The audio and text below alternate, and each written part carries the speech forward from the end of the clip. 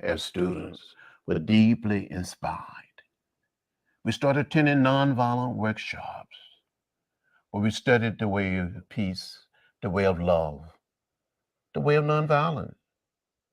Before going on a sit-in, sitting down at a lunch counter, or standing in at a theater, or participating in a march, we studied.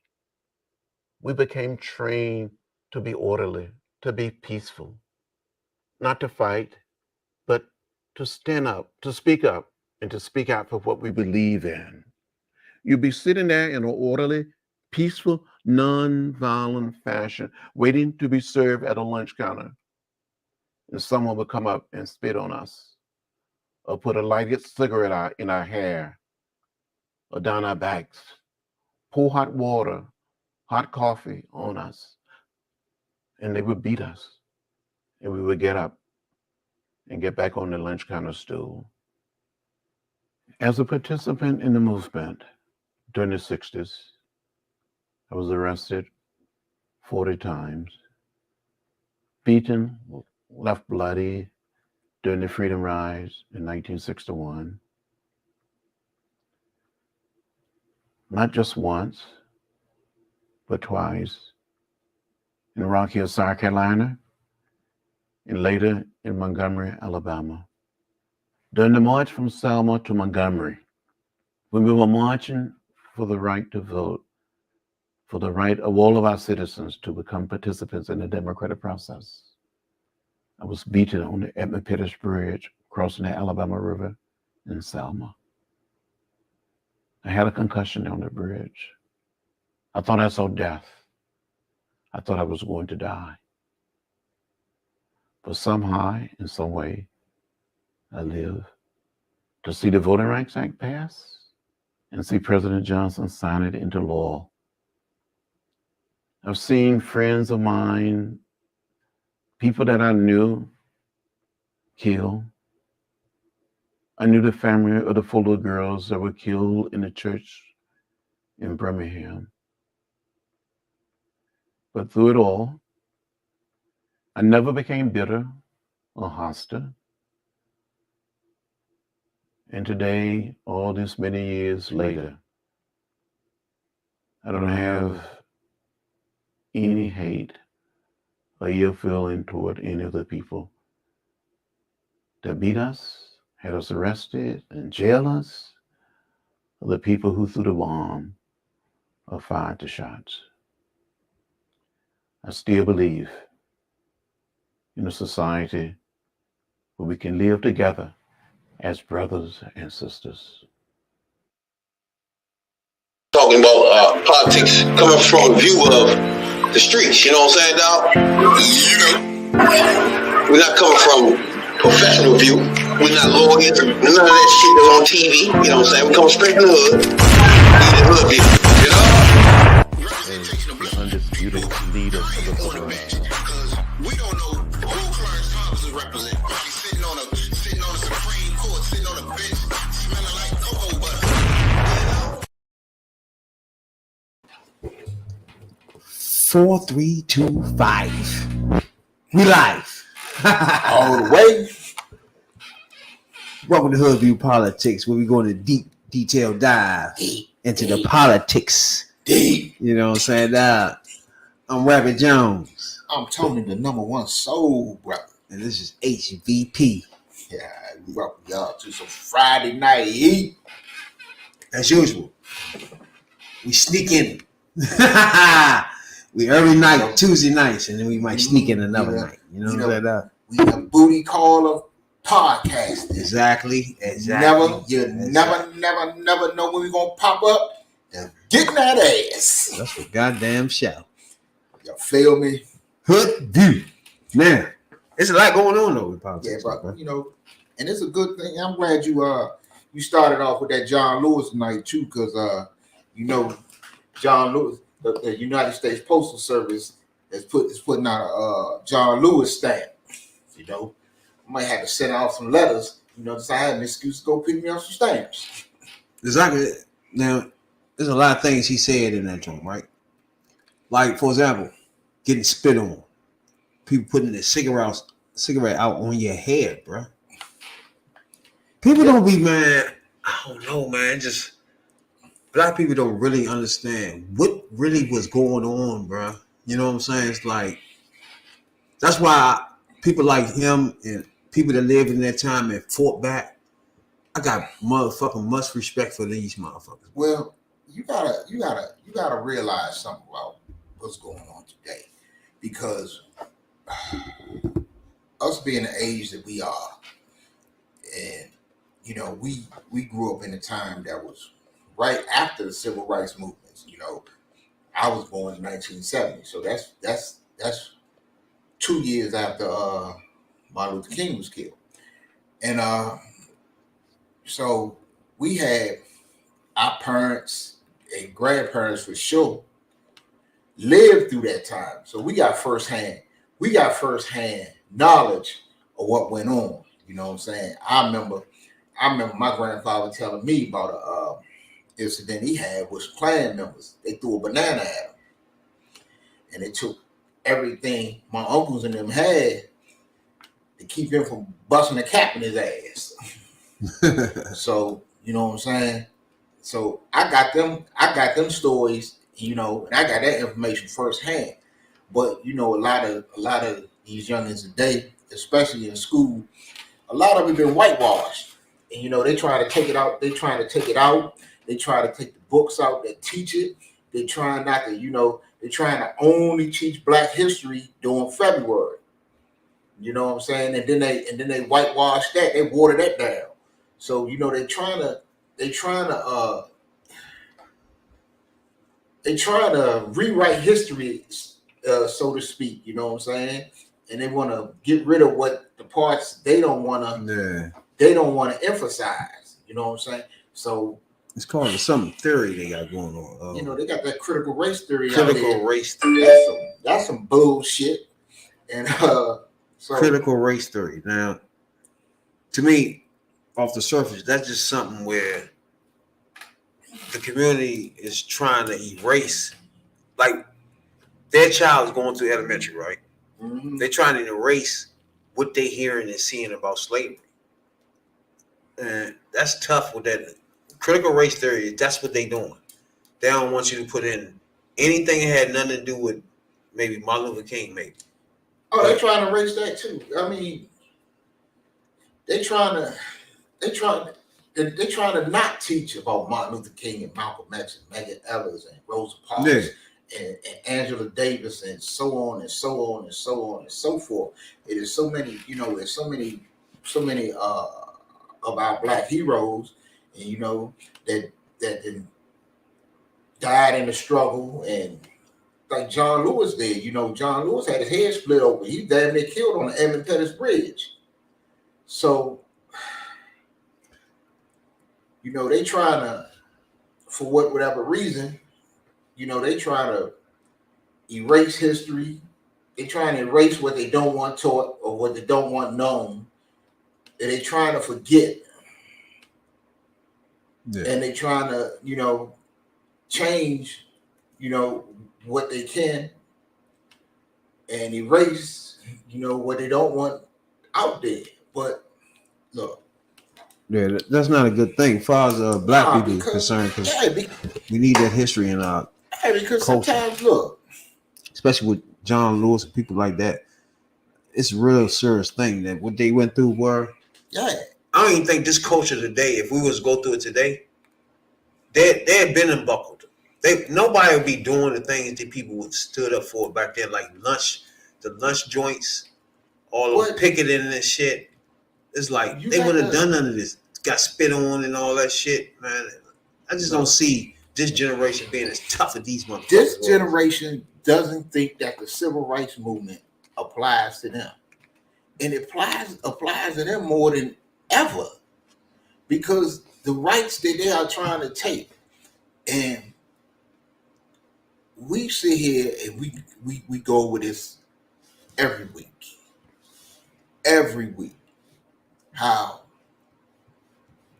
Republican politicians, right-wing politicians, alt-right politicians, a radical Supreme Court, a radical right-wing majority Supreme Court are after the things that a half century ago, which is not that long, a little over a half century ago, well, into the 70s we were still fighting, into the 80s we were still fighting. So not even a half century ago, we were still fighting for, they're trying to take away. And these youngins really think that that don't apply to them. And it apply to y'all more than ever, because y'all are the ones that's going to really suffer behind the rollback of certain rights and certain freedoms, and they get to the point where they're not going to renew the civil rights bill, and Shit like and that. you got quote unquote black people like Clarence Thomas, who is on the Supreme Court, is doing everything in his power that is possible to repeal them rights. Like, all right, John Lewis. I don't know, man. When you start thinking of people like John Lewis, man, that's my shit, man. Like people like that, man. Martin Luther King, people that's Jesse Jackson too. People that just like was like, fuck it, I don't give a fuck. Y'all can kill me, nigga. You know what I'm saying? Y'all can spit on me. I go to jail, but I'm gonna stand here non-violently. That's the key thing. That's what separated Martin Luther King from Malcolm X, right? Because Malcolm X wasn't feeling the kumbaya that MLK was doing, right? But when you step back and look at it, that was the smartest way to do it. You know what I'm saying? Because in the end, it wasn't enough black people to overrun the army, overrun the presidency, to overrun, you know what I'm saying? Eventually, we was going to lose. We were going to lose. It still isn't to this day. But so it had to be somebody smart enough to say, okay, well, we can still do something to get our point across without being violent. And that was MLK. He was a real important figure in our history, not just because he made these speeches, bro. It's because he put his life on the line to say, no, I'm not even going to hit you back. You feel me? Right. It's some crazy shit because no nigga in the world can think they can take all that bullshit and don't swing back. You feel me?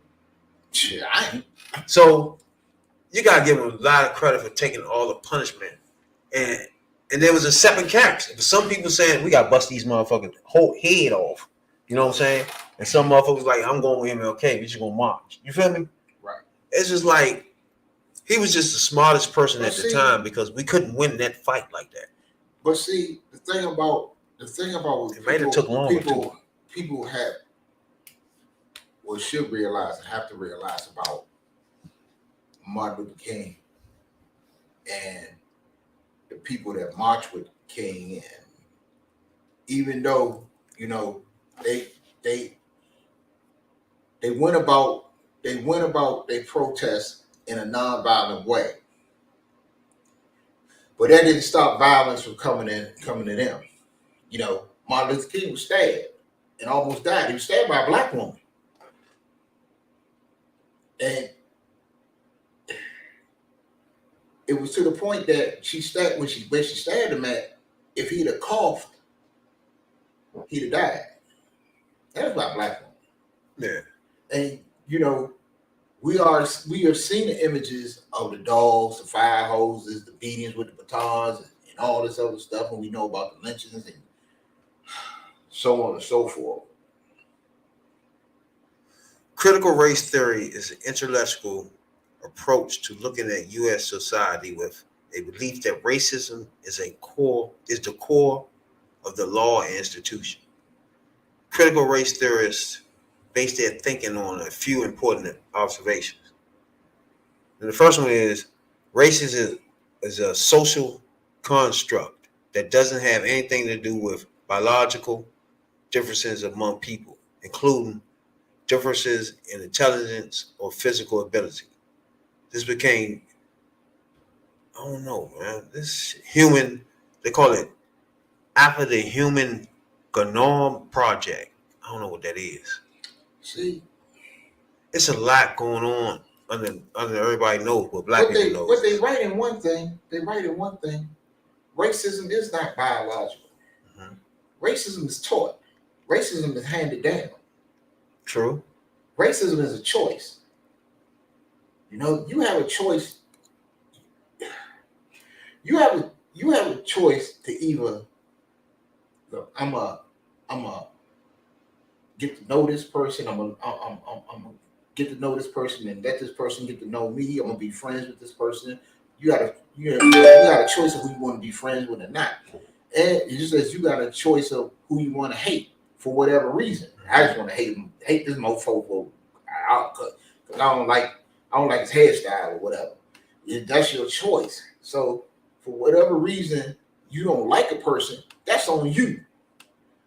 So where they get this shit that I don't know where they get this garbage that they throw on that racism is not biological.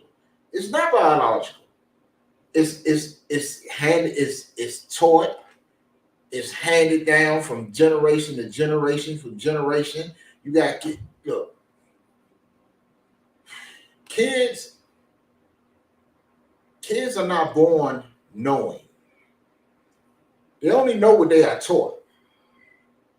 And if they are taught to hate a certain group of people for whatever reason, that's what they're gonna do because that's what's been indoctrinated in them. So That's true. that's basically where racism comes from. You don't need a critical race theory. You know what I'm saying? Because a bigot gonna spew their point of view to whoever will listen. And and they can get little kids to listen. Little kids are sponges. They take in what they see. They take in what they hear.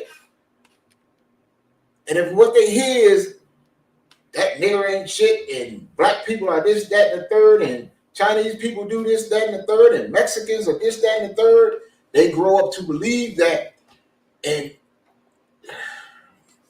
it's up to is when they make that choice to get to know this person or blah blah blah, let the person get to know them, then minds get changed.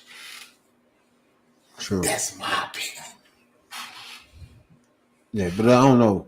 The fact that black people are not paying attention to some of the shit that's underlying and going on, they're using it, you know what I'm saying? Like from the beginning, everything has been on our early institution from the beginning has been based off of white supremacy, right? Everything. Like some from the beginning of the times, right? So to them, they are supreme to all the other races. Yeah, that's feel what me? they think. So In this country, yeah. and you gotta remember Especially- we started off in the Constitution, we wasn't even a motherfucking full people. How dumb is that? That don't even make sense. That shows you how ignorant and dumb the whole society was at the time. Like that don't even make sense. How can you put a bill in it and make a person, not even a whole person? You feel me? Because can you think just think about, I always thought when I was little, right? I was in school, I was trying to think, what was everybody's thought process? Like, where you can walk around and chase a black person or hang them somewhere and it was legal. You feel me? And you can just get away with it. Like the thought process of making a person a human being because they black, slave for you. You know what I'm saying? Just the thought process of everybody in the culture just making that normal. You know what I'm saying? But see, this is like, you know what I'm saying? They would have made us slaves out of anybody that was. It was already slaves before black people. Right, but see, the But the brutality. that pissed me off, and this would piss me off about Africans, because Africans really think they're superior to the brothers over here. And it's a known fact that, back in the slavery days, you can't tell me that a small group of white people can come over into a continent, not a country, because Africa is not a country. Africa is a continent with hundreds of other little countries in it.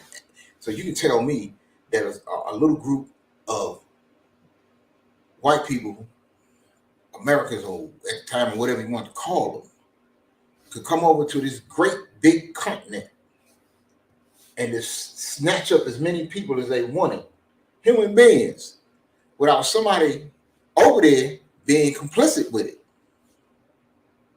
Somebody went along with it. Yeah, I'm talking about like you gotta think about like Jim Crow. Right. During the times that we were here, like the mentality of the society itself, us included, like white people included, like it was a known thing that I'm superior, you my slave, or you have to drink out of that shit because you black. You feel me? And I'm white. We do this over here, and y'all gotta do that shit in that dumpster over there. In fact, take this pig shit y'all got this left, we got left, and we turned it into pig feet and all that shit. But that's beside the point.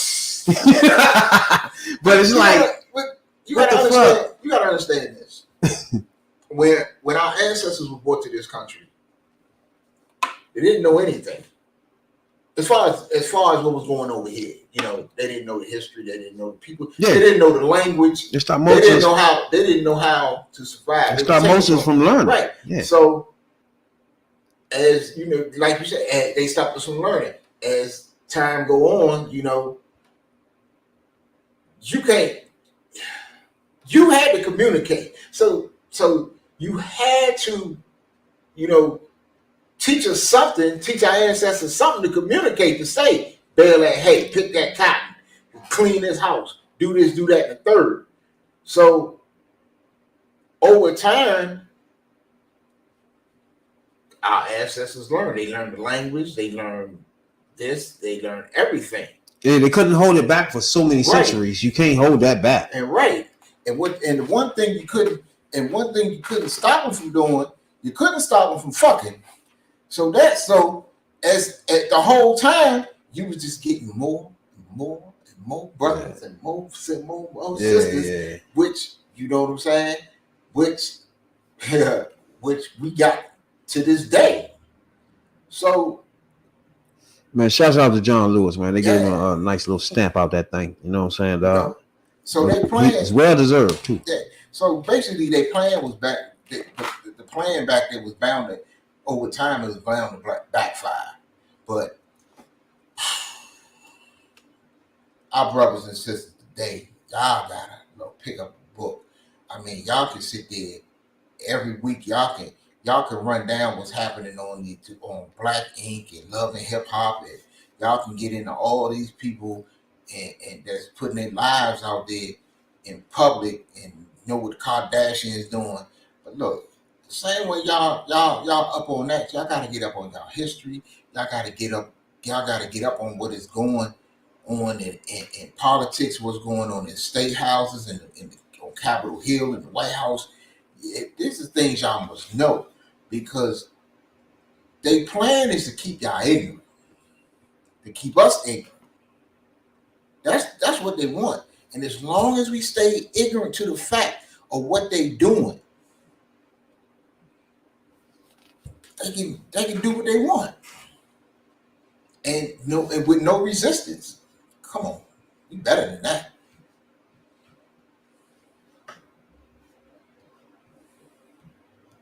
And you know, that kind of leads me to something else I wanted to talk about tonight. You know, talk about slavery, and it's the comments Troy Vincent had about the NFL. And for those of y'all who know who Troy Vincent is, Troy Vincent is an ex-NFL player who's now the executive vice president of player personnel, I believe. And he just recently compared the NFL Combine to a slave auction. And a lot of the owners, or a few of the owners, got upset. But I can see where the man coming from when you compare it to a slave auction. Because what are you doing? You're going out there, you're measuring, you checking abilities, how strong they are, how much wind they got, how much endurance they got, and how intelligent they are, and all this stuff. And then what you doing on draft day? I'm gonna buy that one. I'm gonna take that one right there. Hey, simple by that one. I'm gonna take that big tall one that run a 4.340. That's crazy. So you know, now I don't know. I don't think that's nothing they can get too mad about anyway. But most people, me and Real had the same conversation before when he called it slavery and shit. But to me, first of all, you're not doing something against your will. First of all, you working from this as from a child, something you want to do. Just you chose to do this. Correct. First of all. Second, the only way to get exposure and get your skills exploited through the masses and through the owners is get on a big stage. That's the big stage. Now, really the only reason you going there is not for them. It's for you. It's for the individual. It's for the individual to try to get a higher draft status, get more money. This is not no fucking slavery, bro. This has nothing to do with slavery. Other than they measuring people. That's my point. That's my point, and I see that the point that they're making. What the point they're making is not. Yes, you made a choice all these athletes made a choice to pursue this career and to go there, but the procedure. That's what he was talking about. That's what Troy Vincent was talking about. The procedures. But and Troy Vincent, who's Troy Vincent anyway? Troy Vincent is exactly. He played the corner, right? He played safety. Safety, I remember him. Yeah, I know what you're talking about. Yeah. Played for Philly? Yeah. That's him? Yeah. All right, I got it now. Yeah. He the one that leveled out them fines. I got you. But I can see what he talking about. He's not talking about, the choices that they made, but he's talking about the procedures that the NFL put them through. And that it makes it the same thing. It's basically the same thing as you seen in a slave auction. They're gonna measure you for this, that, and third, and see how strong you is and how much you can lift, how fast you can run, this, that, and the third. So yeah, I understand that it's voluntary. Everything is voluntary. True, and then everything is for you to make more money. But so it's just not. But the thing it's not even near the same. You know what I'm saying? For example, when you go to these combines, let's say you come from a small school. You want to prove a point to this big school that you better than this fool right here that play in this big school. This is the only chance you have to show your athleticism, to show you better than him. Other than that, you got the senior bowls and shit like that. But the problem, this is that's the thing. For the person's benefit. You have the All-Star. You have the All-Star game where you invite the top prospects. You had the Senior Bowl. You had the East Restaurant game. Now you have games for in the Heritage Bowl, like for HBCUs, and now they have a HBCU combine. So it ain't when these athletes go to the combine. Half of this shit ain't got to do with football skills. They don't put you through skills that on the field skills and shit like that at the combine. So I see what he's saying is like a slave auction, because they're doing the same thing they did at a slave auction, except like you say, yeah, you made a choice, but I think what he getting at is the procedures and how they do this should change. And then I will ask him, how would you go about trying to get in the NFL and exploit your skills? And I asked him, what would be the avenue for that? And what he gonna do is tell you the compound. You know what I'm saying? He probably gonna tell you, but one thing about it, the same as slavery, right? Yeah, it's all the same, because you're looking at the athleticism or the physicalness of a person. You know what I'm saying? Even in slavery, it was benefit to the slaves because they will make money more money themselves. You know what I'm saying? Compared to which slaves made money? Compared to you mean say what? You just said something about slaves making money. Slaves got paid, bro. What slaves got paid? You tripping? What slaves got paid? Slaves were getting paid. You know that, right? What slaves were getting paid? You tripping, bruh. See, I like this. You know, it was they was getting paid, bro. Paid what? What you mean? They was getting paid money? Yeah. From who?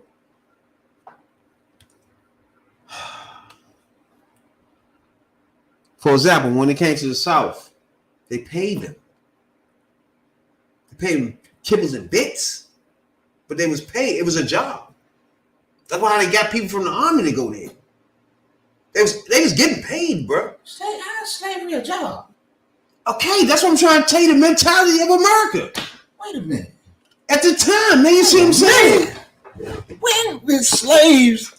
I mean, in the South. I'm saying, pull this up. You got to enlighten me on this one, because I mean, I ain't never heard. That's why white people that's racist right now will always bring that up. They will always bring up that they were getting paid. You feel me? They will bring that up because to them it was a job. You feel me? To us, we were slaves. How if somebody got you in servitude against your will? How's that a job? I mean, y'all got to enlighten me on this one. No, that's the mentality of America. That's what I'm trying to tell you. If I put you into servitude, that you do what I say, when I say it, or I'm gonna beat your ass, I'm gonna kill you, I'm gonna do this, you're gonna get hit with the whip, you're gonna this, that, and the third. How is that that's some shit Kanye is saying. These motherfuckers was getting a check. You did, bro. And you got to pull that one up. I mean, if I'm, get me right if I'm wrong. But I ain't never heard of that one. I ain't never heard no slave getting paid. Yeah,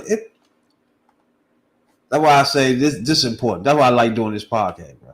Because you gotta realize in the South, they paid the slaves in the South, bro. They paid with an ass whooping.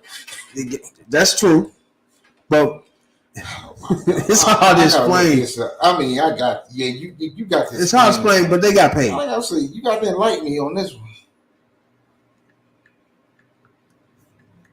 You know what I'm saying? I'm gonna Google that. That's why I always motherfucking like when they was in the South, slaves in the South, we was going into Jim Crow era and all that stuff. Those black people, man, I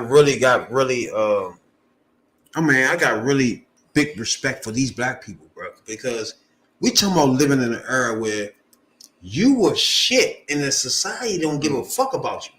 The government, the congressman, everybody, police officer, everybody was racist against you. Google say some enslaved people received small amounts of money, but that was not this. They got paid in the South. But that was the exception, not the rule. That's irrelevant. The vast majority of labor was unpaid. Now, that's what I'm getting at. I mean, it might be a few house niggas that got some change. Nah, in the South, they paid, especially the army. When they brought the army down there, joined to switch over and fight with them. Do you remember that? In Civil War? I know in Civil War, some slaves, they made some slaves fight. Exactly, yeah.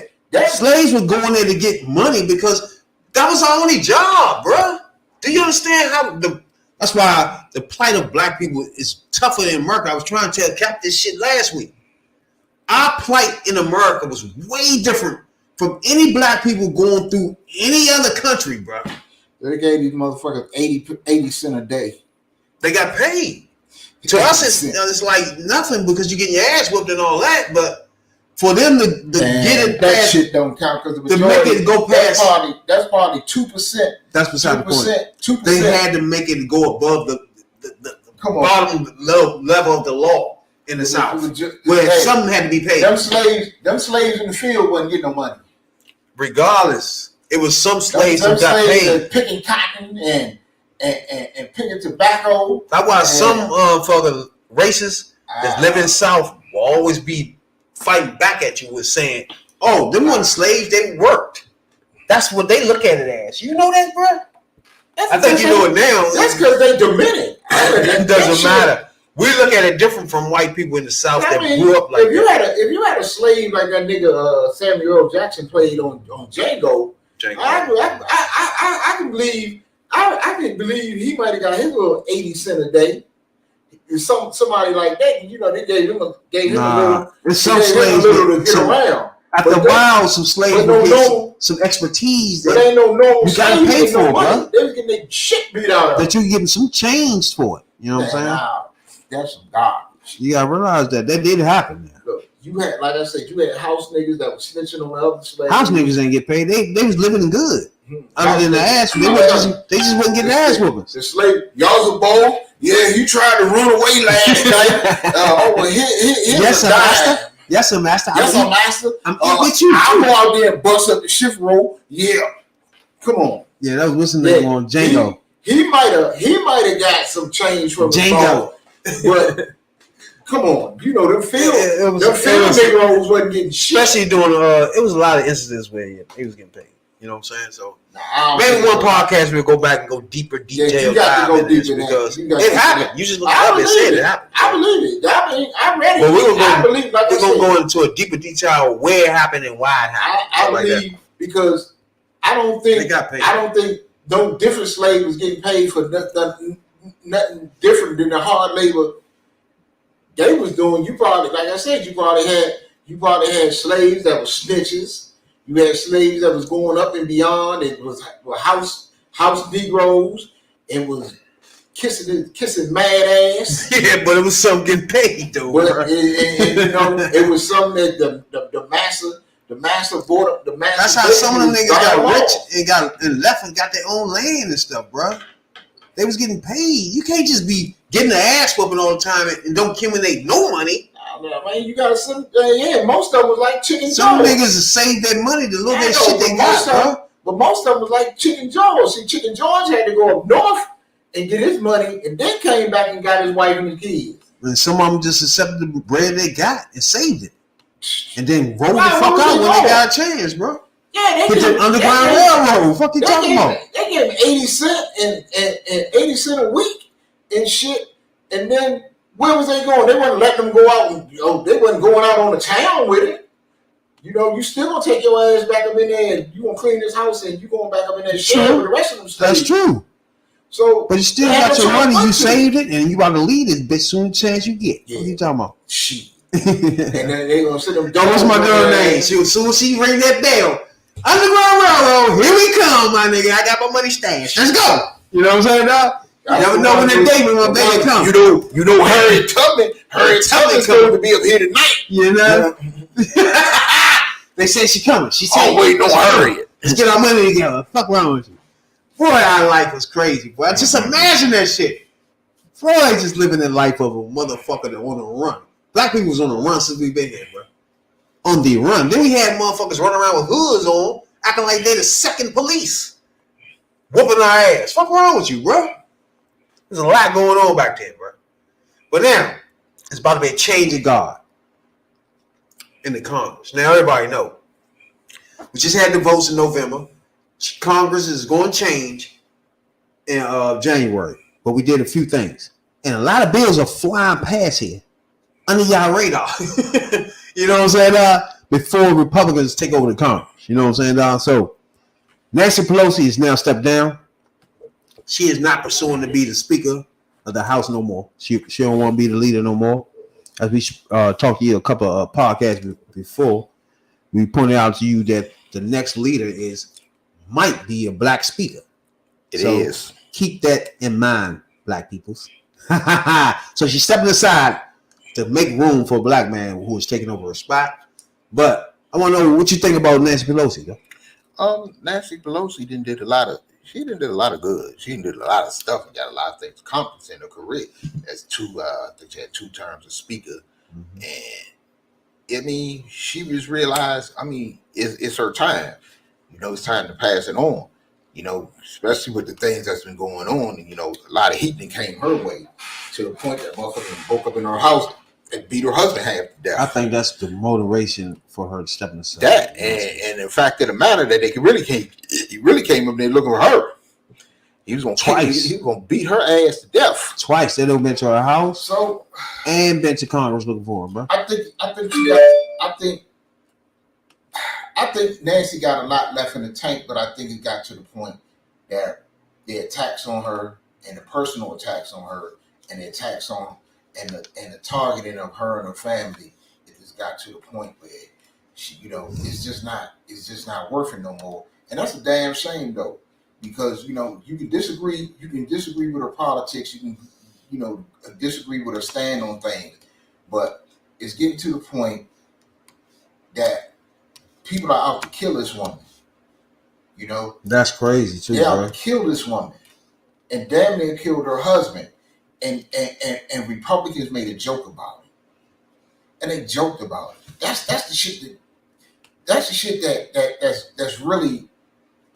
I really think real ugly. I think she'd be still running if this never happened. If all that never happened to her husband and stuff like that. She would still serve as leader. Now, if she would stay leader, do you agree with that?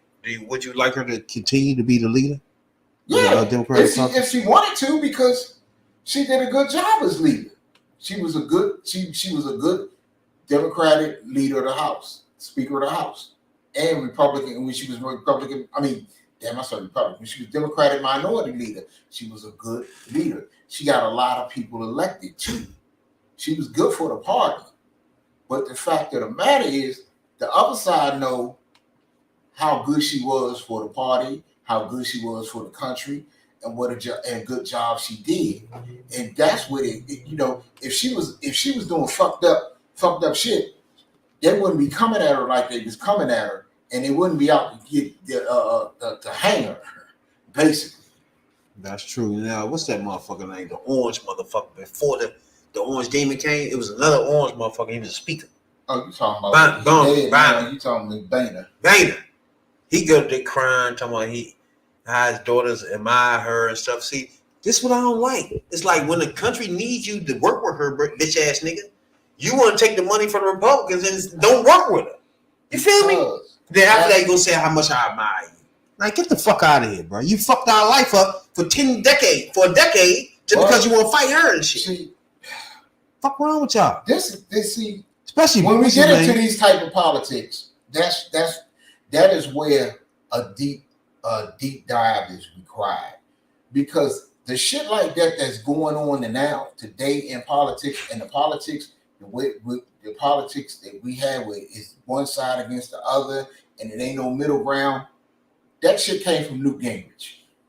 True. Newt Gingrich started that shit, and and the people that is in the Republican Party now, well, up until Trump, really, because Trump is basically Newt Gingrich on steroids for real. But a lot of the people, they kept that mentality going even after Newt, because Newt would burn the whole damn thing down. Newt went on a crusade against Bill Clinton about Bill Clinton's affair with Monica Lewinsky. And the whole time, he was doing the same thing that Bill Clinton was doing. That's true. And he was having affairs. He was cheating on his wife and all this other good stuff. Good stuff? Yeah, good stuff. All that good stuff that Bill was doing, he was doing too. But his little hypocrite ass went on a crusade till they got that man impeached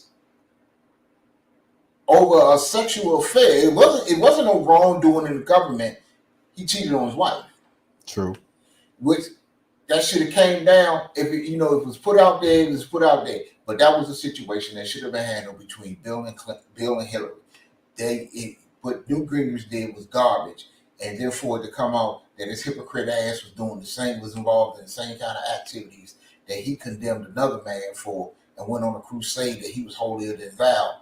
It was garbage, and you can see that it trickled down, and the Republican Party has still doing things that way. Like when they say, well, we don't think that a president that's about to leave office or in his last term should nominate a Supreme Court justice. We think that we believe that it should be the next president that nominates a Supreme Court justice. But when the shoe was on the other foot, they not only nominated a Supreme Court justice, they pushed this broad through just so they can overturn Roe v. Wade. Exactly. So go ahead. This what's his name? Boehner. He talking about Saudi on this joint right here. Present, including former Republican Speaker of the House John Boehner. Now remember, this he was the speaker. I think 2015. Pelosi first term as speaker. I think he was like the 2014. Speaker Pelosi.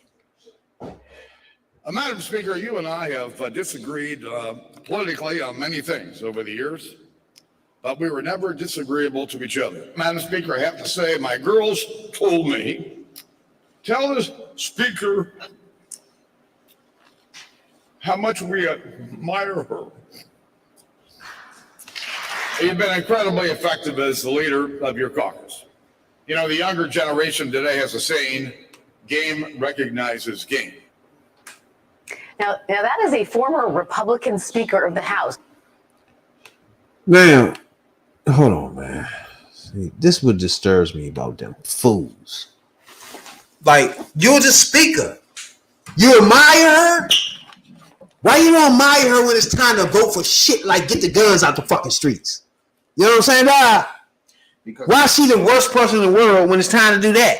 You know what I'm saying, dog? But now, I admire you. My daughters admire you. Like, what the fuck wrong with you, bro? Because that tells me you're only about money. Republicans that gave you money to vote wherever the fuck they wanted you to vote. Obviously, you love the reason, all the fights that she took up. You wish she was on her side, obviously. You know what I'm saying, dog? Because your daughters love her. What's wrong with you? See, this is the point. This is the point we gotta get straight to. Mm-hmm. Everybody on the fact that Republicans love money. Republicans don't. It ain't the love of money. It ain't the love of money and the want of money that inspires them to do what they do. It's not the money, it's the power. Because the power leads to the money. When you got the power, it gives you the power. It gives you the means. It's like chess to means. Yeah, it gets you the means, pass laws, to do underhanded shit, to true. You know, do insider trading and all that old other garbage, and then justify it. You know. So it's not, you know, everybody be like, well, Republicans own money. It's not money. It's power. Power leads to money. And that's the only thing Republicans run for office for. Power. That's why I feel so bad for people that reach out and vote for them, because they don't care. Look at every Republican nominee or sitting in office in Senate or Congress, and show me anything where it looks like they care about something, bro. They're only running for money, tax cuts, and make sure guns are flowing through all the hoods. You know what I'm saying? Constantly. All the hoods. Those two things. They want guns. They want guns flowing. It's 344 million guns out here. Is that many people walking around? That's too many fucking guns, bro. Well, at least, you know. That means some people got 10. Biden, at least, you know, our president, when Mr. Joseph Robinette Biden has said he's going to push for an assault rifle ban. Let's get it. Let's get it. To try to get this done before the. Let's have this gun debate. Before the the Republicans take control of the House. Because once they take control of the House, nothing they got to do with guns is coming out of there. One thing about this gun debate is I want it. I live and breathe for the gun debate. You know what I'm saying? Because I got a lot of people that like guns. One former position in my life, guns was my thing. You know what I'm saying, dog? And I've been shot. So I know what both ends are from loving them and getting hit up with them motherfuckers where you can't stand them. You know what I'm saying, dog? So I understand both joints. So from being shot the fuck up, I can tell you, and then being in the streets, I can tell you it's easy to get guns. Put it like that, right? And I can tell you certain ways to stop them, right? But if it's only two parties, right? If it's one party that don't want to do anything but put more of them out, and me as a black man want the guns out of my streets, I don't want to keep motherfucking having, first of all, police shooting us fuck down. That's one problem. But us shooting each other with guns none of us should have had. You feel me? Let's just have the guns we supposed to have first. You feel me? Let's take it to there. That's how I feel. You know what I'm saying? Like, I'm not one of the motherfuckers. Like I told you, I loved guns at one point in my life. You know what I'm saying? It was for a reason. I was just using them. I had them joints. But I don't feel like you should be so much in love with guns that you don't care about how this person is getting them, how that person is getting them, and how they killing these people. You know what I'm saying?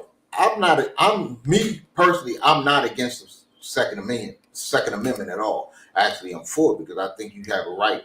You have a right to protect your home, protect your property, protect your family, protect your business, and all that. Protect yourself.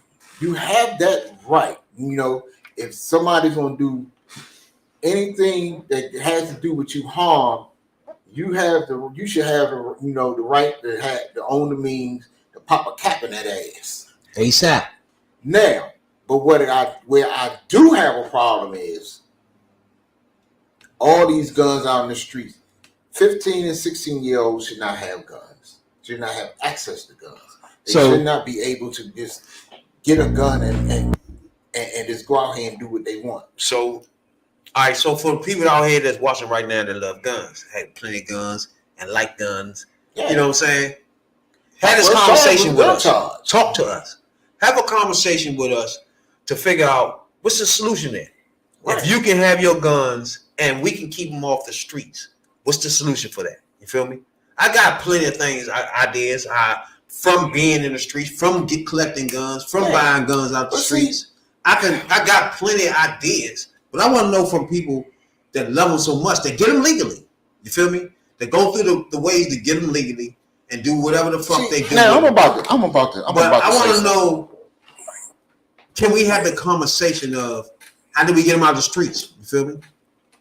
Which I got many ways that we can get them out. First of all, that nigga that bought the gun should be responsible for it if he loses them and don't report him ASAP. Correct.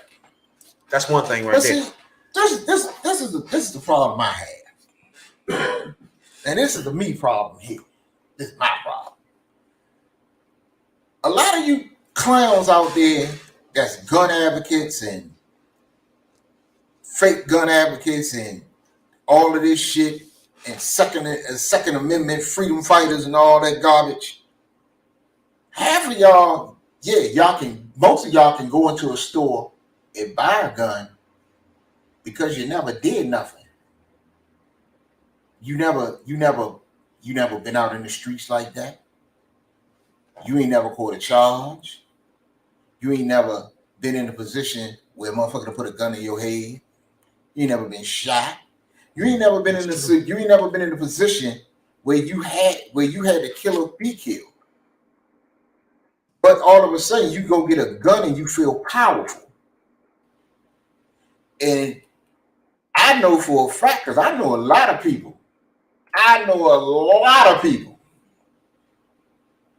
who have owned guns, and it's your right.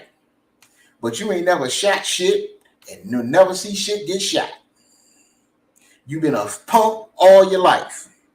Now you got a gun, you want to talk shit. I got a gun. But you ain't gonna pull that trigger. I'm about to say, it's two things. You can have a gun. You gotta have a heart to shoot that motherfucker. It's one thing to have a gun, and it's another thing entirely to pull that trigger. Exactly, bro. That's true. And I know this for a fact. That's fucking true. My first charge, my first bit, I pulled the trigger. So I know it takes a lot. But these are the people that sit here and you would think they was cold killers. But you don't think look, it's your right to own a gun, and you can own, and you should be able to own whatever you want to own. But it's a problem, it's an epidemic, it's a real big problem out here. You got these youngins out here, you got too many guns in the streets, and people that should not have a gun have guns. And you get and this shit ain't cool. No. Just 2 weeks ago, I'm riding home in a Lyft from here, from doing this podcast. I'm riding home in a Lyft, minding my business. We stopped at a red light, 1 block from where I live. I was 1 block from where I lived. 2 youngins jumped out. Well, one was driving the other car. The other one jumped out, put a gun to the driver's head, pointed that fucking gun at me, and took this man's car. Tell me what fuck is right about that. Come on. And you got this shit, and it's keep on going on and going on. And then in the same area, I just read the other day, a female Lyft driver was carjacked. A day before that, 3 youngins called for a lift. The driver came out. The 3 youngins got in the car, put a gun to the driver's head, robbed him, and took his car. And y'all, and people will try to justify these people having access, the laws or the procedures or whatever, or the illegal shit that go on that allow these youngins, and it's not all youngins, to have these, to get these guns. Come on, people. At some point in time, common sense has to take over. And then the NRA is making an obscene amount of money, bro, by making sure first they got congressmen and women in there to make sure there's no bills that stop them from selling these motherfuckers. 2, like I said, if you hold responsibility for the person that buys that gun, where they don't go in some alleyway, go in the back, in the southeast, some fucking way in DC, and just pop that trunk and sell it. They gotta be held accountable for when that gun show up, bro. It's just that simple. Correct. Like right now, they selling shit willy-nilly at gun shows and all this wild shit. Where they just getting rid of their guns. You feel me? They stop them, get rid of them. Don't give a fuck where that gun just going. At all. What kid about to have that gun? They don't give a fuck. That's why I think the person that buys the gun, everything got to be tracked from the time you buy it, as far as I'm concerned, right? We got plenty of technology.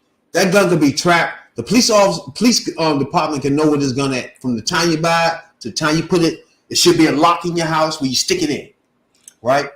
Now, when you open this lock up, it should be alert at the police station that you just open your lock. You know what I'm saying? Wanted to do. You should be sending a message saying, all right, I'm about to go hunt. Or I'm about to do the sports, whatever the fuck. But the alarm go off and no response, police coming to your house to make sure you ain't opening this shit up for some bullshit. Why you open your gun up? Well, I just think everything should be tracked from the time they buy it. And I don't think a person that own a gun should have a problem with it. But see, this is the thing. It was a solution that was put on the table that was more simple than that and would have worked. When they wanted to do biometrics, where only person that can pull that trigger is the owner. That mean if your fingerprint from your trigger finger don't match up with that little scanner thing, just like they got biometrics on your phone, where you can use a fingerprint, thumbprint, or whatever, or on a scanner, or even a door lock in your house. You can get them with biometrics where you walk up to your door and boom, put a fingerprint, thumbprint on it, and go right in the house. But it's gonna do that with guns. The only thing about that right there is it becomes obsolete because let's say you're in a position where your daughter have to get the gun and shoot it. Then she's stuck in a position where she can't shoot it. She can't save y'all. Y'all all fucked. True. You feel what I'm saying? So that, like, if you're gonna have a gun, I just need it. But you have to. Me personally, I just need it. But with traced. Still, with that option, you had the option to turn the biometrics off if need be, if you want to. But I feel like from the time they buy it from wherever they buy it from, right? The person that sell it, right, gotta have some fucking sense, first of all, and not give it to a teenager or some fucking kid or a nigga that ain't there high as fuck. Tell me, I need a gun real quick. I'm about to run through my job and sell it to him. You feel me? Correct. That gotta stop. And they do it, they gotta be held liable. A lot of people got be held liable in the chain of this. You feel me? Because correct. We talking about at the end of this, somebody dying, motherfucker. So we need to stop this in the beginning, all through the chain. But you had sentences for people, they going to fuck the jail if they don't do what they supposed to do, bruh. You feel me? If you put that out there, all right, you go buy a gun, that's cool. But whatever happened to this gun, if it get out of your sight, you're responsible for it. It's your fault. Simple as that. Until you make sure you call the fucking police. Hey, somebody stole my gun, bro. I don't even know where it's at. ASAP. You feel me? If you doing shit for months and months and you wouldn't sold it and shit like that, nah, bro. You liable for the day somebody child got murdered in a fucking corner with that gun that you went around and just sold to willy-nilly anybody. But that got to be changed right there. But when you have gun shows, got to be changed. Selling shit out of Walmarts, get the fuck. Really? But when you have the NRA making the type of money that they're making off that's of a gun problem. sales, that's a problem. And then you have politicians who vote. You have politicians who vote is basically for sale. That too. Then you have the situation that you have in this country that you have, and until that changes, unfortunately, the change will have to come from within our community. $412 million annually for the NRA, and that's not even and the percentage of what they pay all politicians with, or they kick the politicians get campaigns and they PACs and so forth, is nothing. That's a drop in the bucket. You know what I'm saying? Exactly. So it's a cycle that until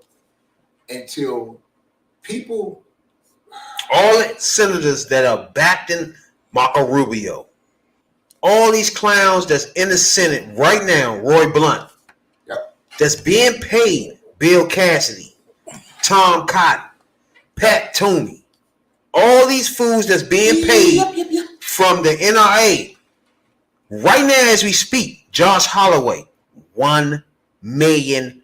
Now, guess what he gonna do? He gonna vote whatever the fuck NRA wants. Yep. Let's get this shit on the motherfucking out front right here, bro. You know what I'm saying, dog? What? We talking about $1 million from Mike Brown. Let's look this bam up. You got John Thune, $750,000 a year from the NRA. These are senators. It ain't that many now. Goddamn. You know what I'm saying? I don't know. So how many you think you need to control just to make sure your shit get taken care of? You don't need the whole damn Senate. You 51. You don't really need that many need that to make sure you don't get fucked. 30, maybe 25 of them bitches. And you control the Senate, really. One thing ain't gonna happen. You won't get fucked on nothing. You feel me? You might not get all the shit you might like all the time, depending on who the president is. You feel me? If it's Trump or somebody, then you get whatever the fuck you want. It's the silliest shit. We talking about countless amounts of motherfucking senators making millions of dollars from the NRA, bro. And really, that's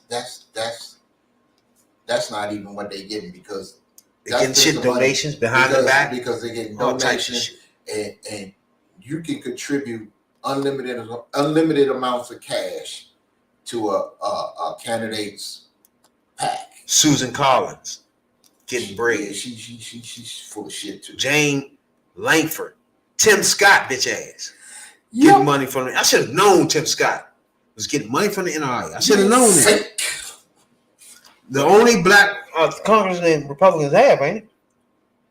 I think so. And guess we vote. Yeah, J.C. Washington. Which brings us to almost to Clarence Thomas too, and the January 6th thing going on. The same shit, bro. It's like you got Clarence Thomas in the Supreme Court. The Supreme Court is a disaster, bro. It's a complete disaster. We got one motherfucker that's in a white supremacist meeting. Yep. Why are you there? Yep. Is this really seriously happening? Got to the point that the Supreme Court they just flunked. What's the nigga name? It wasn't Alito. It was Kavanaugh. He in a fucking racist bigot meeting. Why the fuck are you there? Because he's a racist bigot. You got Clarence Thomas, predator, wife, knee deep in January 6th, bro. Up to her neck. January 6th hearings. Yep. And they want Trump. Yep. Bro, this thing is so far out of hand with the Supreme Court and their dealings with white ring supremacists, bro. Look, black people in America gotta know what's going on here, bro. It's a lot of activity happening. You know what? I ain't even gonna leave it at black. I ain't gonna leave it at black people. I'm gonna leave it at all people. All people gotta know what's going on, because this shit is beyond ridiculous. Because you ain't never had a Supreme Court even think about doing the shit this Supreme Court doing. This Supreme Court then got bucked. They bigots, huh? They just got straight bucked. Anytime you stay somewhere and go to a meeting where it's fucking racists and bigots and white supremacists, you the Supreme Court? Like, why are we doing that, bro? And these are the people that's the final say on all the laws that are passed. Whether a woman got a right to choose, the motherfucking border, all types of shit, man. Whether a motherfucking cop go to jail for shooting our black ass. Yep. Like, come the fuck on. This has got to be. It's out of hand. It's just out of hand. And it's like it's no Democrat getting paid. I looked at the whole list. They ain't paying no Democrats. Like, what is that about? The NRA has a rating system. Yeah, you gotta be rating to get paid. They got a rating system because you got some senators. You got some senators and some congressmen have A plus ratings from the NRA. Most Democrats got like an F. Except for the old man Sanders. He is C. Like, he like the only Democrat. What'd he say? I'm from a hunting state. Fuck you. I'm from a hunting state, bitch ass nigga. Okay. He the one that also you can't sue manufacturing companies because of him. Fuck out of here. Well, I'm gonna ask this question. Can't shoot the gun joints because his bitch ass signed a bill, so you can't. I got this question for Bernie Sanders. Bitch ass. Bernie Sanders. I call him Bernie. I got this question for Bernie Sanders. You are from a hunting state. Tell me who goes hunting with a AK-47 or AR-15. Shouts out to Biden trying to get rid of these assault rifles too. Small shit that I know people don't recognize, but they sit back, man, Biden ain't doing shit. He the worst, man. But all this shit is happening. Man, this dude got moved. Much has happened in these last 2 years. He done passed more bills. He done passed more bills than just about anybody. It's not even to be laughed at how much shit he did in these 2 years, bro. He got inflation coming down. The economy is gangbusters right now. Now, first you gotta remember when he came in when he was in the pandemic, it was fucked up. Nobody talking about that no more. So he ain't only been here 2 years, so he obviously did a little thing about that. You know what I'm saying? Make sure everybody got shots. Something that the previous president said, fuck the shots because nothing is happening. You know what I'm saying, dog? Right. So he didn't believe that. That was a hoax. Climate change is a hoax for him. So nothing will have been done for the next 10, 15 years fucking with these people. You feel me? That is my thing. I don't want them to waste lives, waste years, fooling with people that don't believe in the shit that all of Americans believe in. That's my debate with Cat. You know what I'm saying? It's like, the most Americans believe in one thing. We shouldn't have people in office that disagree with that. Correct. That's just bottom line. For America to advance, they hold us back, bro. They don't believe in climate change. You know how much they hold us back from China taking the fuck over? China believe in that shit. Believe in what? Climate. Well, no, they don't. And they got green jobs. No, they don't. They might got green jobs, but they're not. Right. China. China is the biggest polluter. That's cool, but they believe in all the windmills, all that shit they do. Oh, they'll make them. They do all that. But making the windmills and making the solar panels, that don't mean shit. That don't mean that We're not doing it. Yes, we are. We're making it in this country. We're not doing none of that, bro. We're making windmills and solar panels in this country. Right now, China's leading all this shit. We just getting But we steel are back. we'll be making it in this country. We just barely getting steel back, barely. They took over a lot of shit on our radar, bro. Because we got the wind farms and This was the motherfucking. That's why I say our we're politicians. making this shit, but I mean, we need to make more of it. Our politicians are being held back by dumb shit instead of doing what they supposed to be doing by keeping up with China, who is not going through silly shit with their politicians. They doing shit by putting kids in fucking college at 9 years old and shit like that over that bitch. They don't give a fuck. They ain't got time for all the shit we doing. They doing their science. We got motherfucking politicians that come in every once in a while, don't believe in science. So we start the science shit. So they continue science. They're gonna get ahead of us on that. The economy, they're gonna get ahead of us on that. Because they'll sell and manufacture any fucking thing. Right. You feel me? So right that now, was my point. Just because they manufacture solar panels and wind turbines and all of that shit, that don't mean they for the. They don't mean they for the climate. No, that's what that I'm just saying. mean they for the. That just mean they for the money that you can make off of it. Because China is the biggest polluter of any country in the That's world. cool, but they making motherfucking solar panels. Right, but they're not making solar panels, and they're not making the wind joints because of the fact that why they doing it is irrelevant. They making tons and tons of it. That doesn't mean that they are for the environment. We are making. We only make them when there's a Democrat in office, bro. Once a Republican president stops, when it gets pulled away, that's over. That's my point. In this country. We as Americans can't put in people that take us back. Start us over. Put us behind around the world. Because they believe in one way. It's the dumbest shit. 67% of Americans want our politicians to make sure our climate is taken care of. We put people in office that don't even believe it even exists. Why are we doing that? We put people in office that want, what's that shit we was talking about earlier with the schools? The critical race theory. Mm-hmm. We put people in office that does that, which sets our kids back. Why do we do that? That's my point. Why are we putting politicians in there that don't believe in the core things that most Americans agree on? Because the people that hold us back from other countries. Because the people that disaffect the most don't vote. Not only that, again, you know the answer to the question. For example, we got Biden in office right now. He done put bills up for solar panels to be up for a certain amount of time, shit like that. Once you get a Republican, now all that scratch, we'll start over, take the money from that. Then we out 10 years. We back 10 years. Now you see what I'm saying? Then we lose 10 years in fighting climate.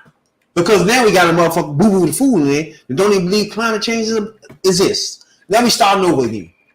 My point is, why put those boo-boo the fools in there? To set us back as Americans. I don't care if you believe in your Second Amendment and all that shit. Overall, as Americans, we getting set back in a lot of things, bro. And we letting China go ahead of us because we setting our dumbass old ass ways. And most of it is Republicans. Setting us back in the ancient times, bro. It's like, come the fuck on. Come into 2022. Help us out. China don't give a fuck what year it is. They got all types of shit they going on. They got computer doing shit. All types of shit over there. We behind, bro. Way behind America. And it only happens when we switch presidents, for example. Why? That shouldn't happen.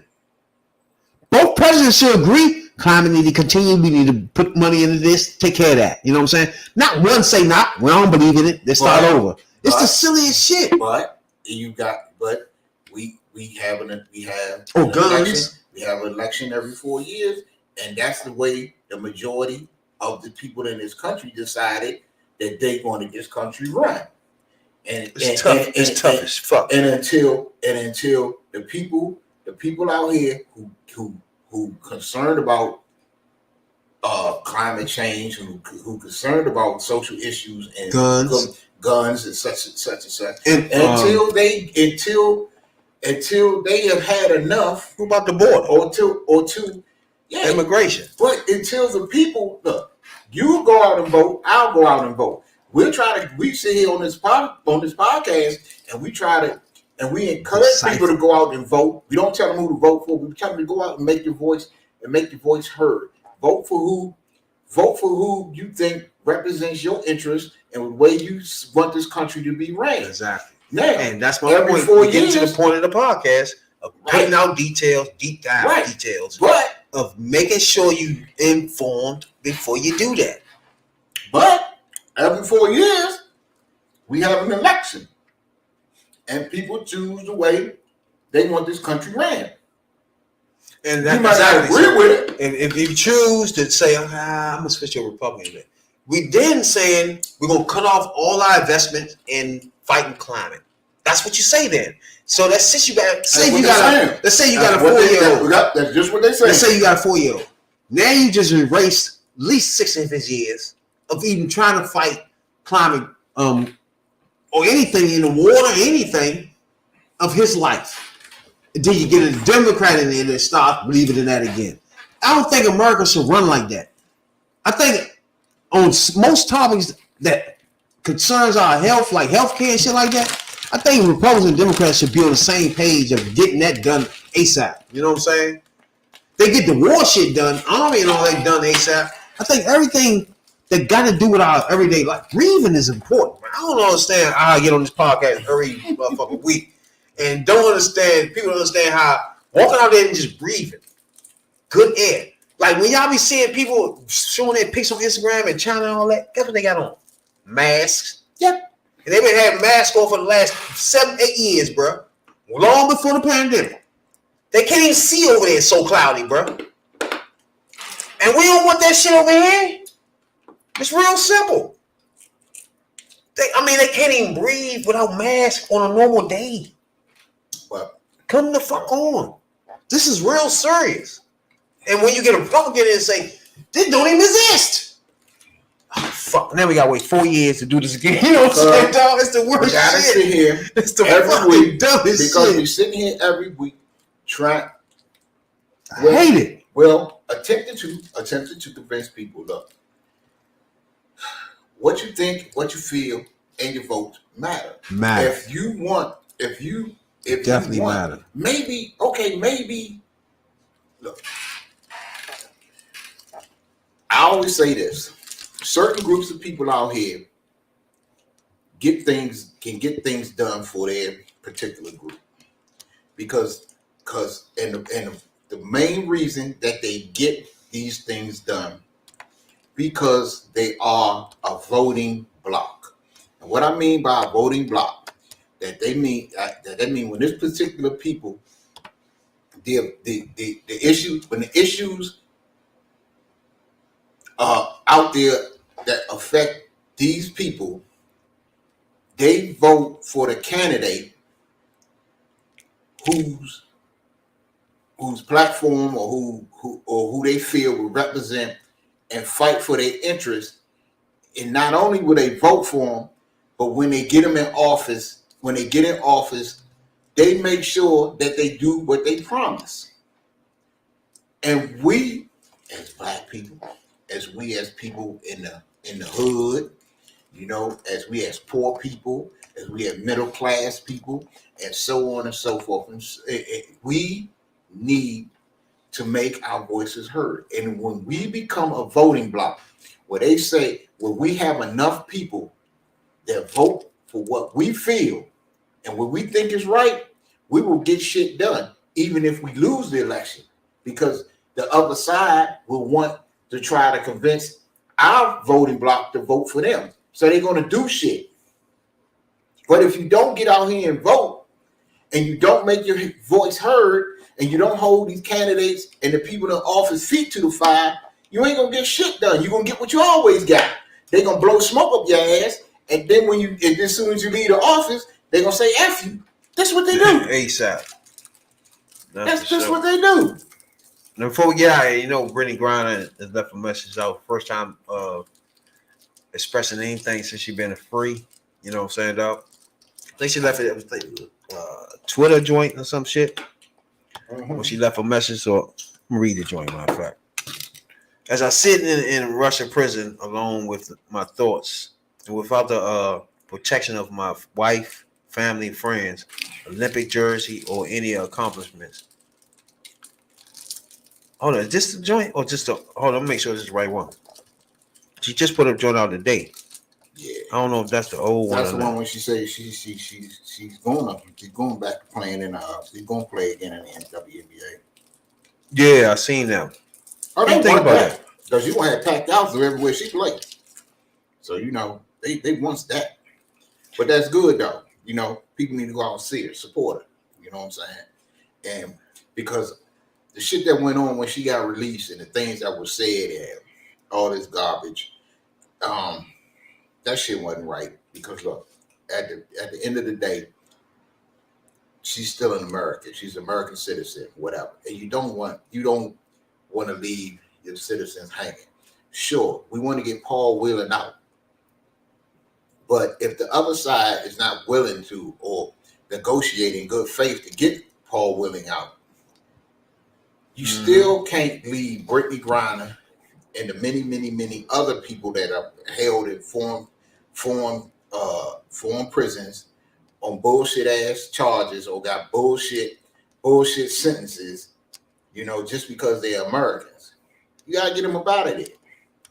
Now for Paul Whelan, they wanted a spy that's doing life. They wanted him thrown in. I wouldn't have thrown a spy doing life in either. Because spies get you.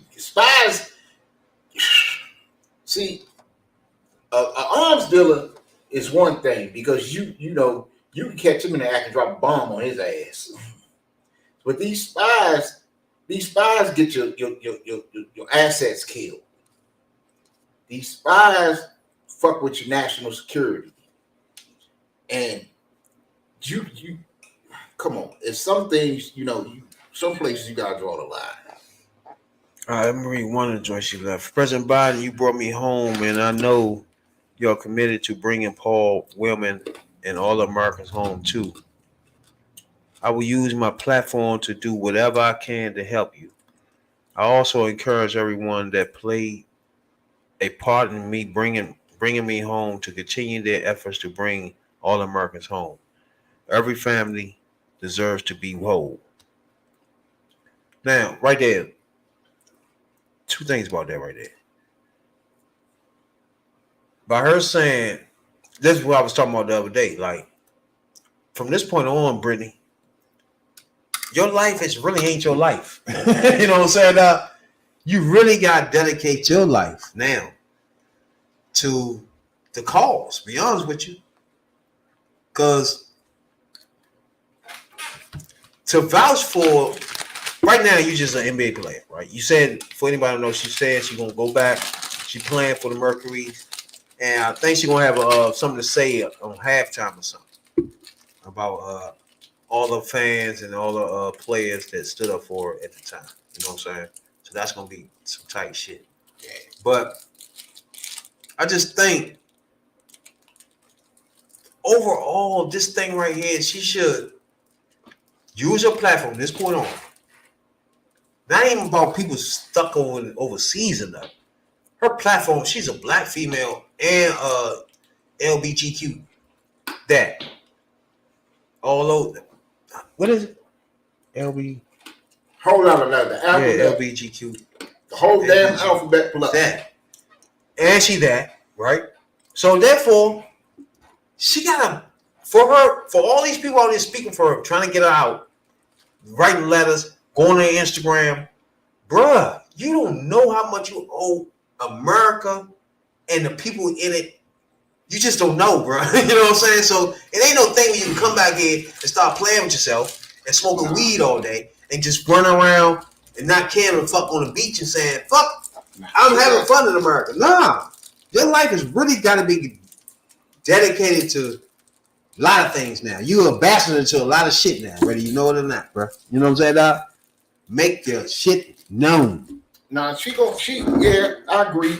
But I think now she is the voice. Mm-hmm. Like it's so many people, there's more people that that's still in the situation she just got out of than we actually know about. Exactly. Because we have basically political prisoners. We have prisoners of such all over the world that's been snatched up just because they're Americans. Yeah. So her voice is their voice. So that's where she got to go with this thing, and because she gotta be a voice for those who can't speak, because some of them people out there, we still don't know if they alive or not. You don't know what condition they in. You don't know, if they're being tortured, if they're being starved, if they're being held in solitary confinement for. Yeah. You don't. Some of them you don't know, and she has now. Yeah, the fight. She need to go. She's gonna before next summer. I say before early next year. She's going to appear on Capitol Hill, and I'm willing to bet she's gonna be going to the White House within the next month or so. So she better be. She right now got a lot of things she need to do. It ain't about basketball for her to me. Like, you can say you're gonna play basketball. It ain't about that no more. You really is beyond that now. You're a symbol of something now. You really got to use your platform, bro. Yeah. It ain't even about basketball. You bigger than that now. But she can do both. Because the basketball now is probably a taint thing. Because now people watching you play basketball is different. She can do both. We don't want to see that. We want to see you make movements now. Use your platform that you had now to make a movement in America. You know what I'm saying? I think personally, well, this is what I think. I think her voice is going to be used on a lot of different fronts, and I think for the prisoners that's over in other countries, that's a no-brainer. But she's going to be a spokesman for those NBA players and the people that support the NBA players that's saying they should be making more money, so they don't have to feel as though they have to go overseas to make the money that they want to make during their career, because the athlete's career is only but so long. So you gotta get all get it. That's why they going over there. You get all you can while you can get it. But if they want to be paid more, she's a perfect example of why we need a raise. Why they need a raise? Yes, indeed. The black debate, the black conversation. That's all we have on this motherfucking podcast. Something that's what it's that. for. You know what I'm saying? Dog, Hoodview Politics. We go into deep, detailed dive every Tuesday night, live, and we might sneak in another night. You know what I'm saying, dog? Might. Never know. And any night y'all see us in here, y'all free to come in. Knock on the back door. My man said he got the door wide open. He took the door off the hinges, so he didn't even knock. There's nothing to knock on. Come think of it. Damn thing to knock on. Come on in and express yourself. You know what I'm saying? Right. That's what I'm talking about. Especially black Republicans, black Republicans, black independents. We want all y'all voices on the podcast. We want all the voices. You know what I'm black saying? Republicans are hiding until they have something. And independents too, and gun lovers. We want all y'all. Until they got something. We want that debate. Until they get a win. They front runners like Cowboy fans. That's true. Until I said it. Till something come off, then they pop up. Right. Like I said, y'all front runners just like Cowboy fans. When y'all doing good, y'all got a whole lot to say. When shit goes south, shit go left, I don't hear from you. Check us out on Facebook group. Right. You know what I'm saying? Down. Go to the YouTube page, Twitch, and subscribe. ASAP. Right now. Feel me? And we'll be back Tuesday live as usual. You know what I'm saying?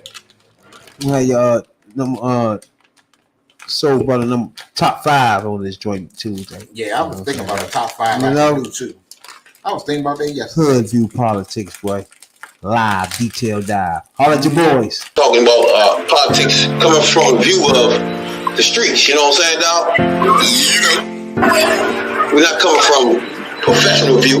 We're not lawyers, none of that shit that's on TV, you know what I'm saying? We come straight from the hood, the hood view.